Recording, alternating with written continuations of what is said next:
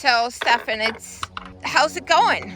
I put in a lot of time at work this week. Spent a lot of time in VR. Now I'm gonna go spend some time in reality.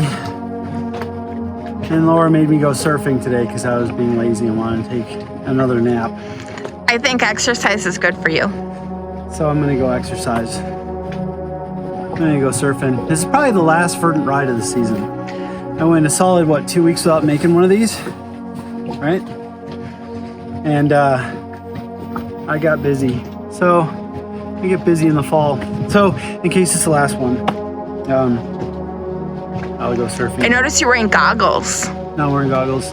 It's my new don't lose your, I lost a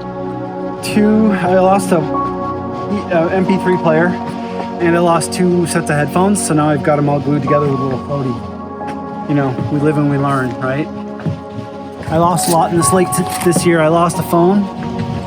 I lost an MP3 player, 2 headphones. I lost a GoPro camera and a floating surf mount that apparently doesn't float. What else did we lose? Did we lose anything else? I don't know. That's a lot of things. Yeah. The lake eats things. Yeah, it does. All right, I'm gonna go surfing now. The next thing you should see is me surfing.